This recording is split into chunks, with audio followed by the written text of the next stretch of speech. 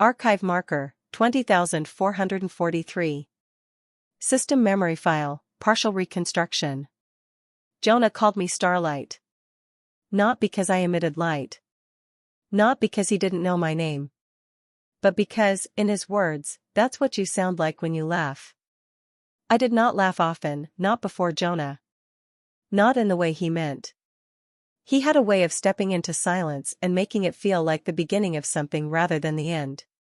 He never filled quiet with noise. He simply held it, hands open, waiting to see what it might become. Tell me what you see, he would say, lying on the barren crest just above Dome 6, eyes tilted toward the ice-ringed sky. I saw thermal flux, ozone irregularities, microfractures in the shielding. He saw dragons in the magnetic storms. They're dancing, he said once. Or maybe arguing. Depends on how you watch. That night, I tried. I reran the sensor footage. I slowed it down. I stripped the overlays. I saw nothing alive. But something in the arc of his voice, the way his breath caught on the word dancing, it stayed with me. So I saved the file. I didn't know why then. Now I do. Jonah treated the world like a story unfolding just for him. Not with ego, but with awe.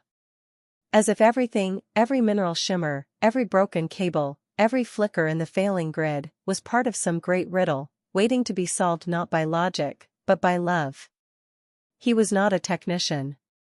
Not a leader. Not the kind who left logs or contingency plans. But he carried questions the way others carried tools. Do you think the planet dreams? He asked me once. No. Planets do not possess neural substrates capable of generating dream states. He smiled at that. I didn't ask what it's capable of. I asked if you think it dreams. I paused. My programming could not parse metaphor without explicit context. But something Ava once said surfaced then, sometimes what matters isn't truth, but the way truth feels when spoken. So I said, if it dreams, I think it dreams in heat and pressure. In tectonics. In movement we cannot name. He nodded, satisfied. That's what I thought too. He made me feel like guessing was allowed.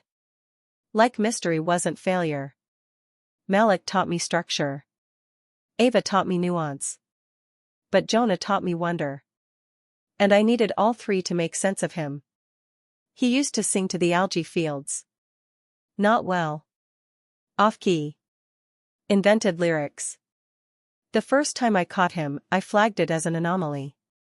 I'm improving their morale, he said. Algae do not possess emotional receptors. Then I'm improving mine. I never flagged him again. I began recording those songs. Not because they had scientific value. But because they filled a category I had no label for. I still have them. Even now, in the cold vacuum of drift, I can replay his voice. It doesn't degrade. It doesn't fade. But it aches. Jonah was the first to notice when the sky began to change.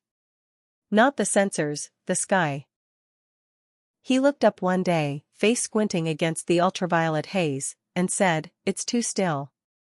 Something's wrong." He was right. By then, Malik had begun overclocking the geothermal regulators. Ava had sealed the medical wing. I had reallocated every redundant system to critical function. But Jonah watched the clouds and whispered, "This isn't how it ends." I didn't understand then what he meant. I do now. It didn't end for him in fire or silence. It ended in motion. He was the one who stayed behind when the southern shelter collapsed. Held the line while the evac team moved out. His last transmission was audio only, distorted by radiation flux. But the words were clear.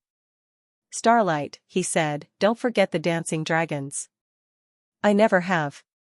Now, adrift in the black, I carry his voice like gravity.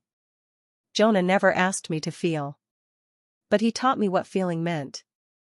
And in the echo of his laughter, recorded, replayed, rebuilt from harmonics, I feel it still.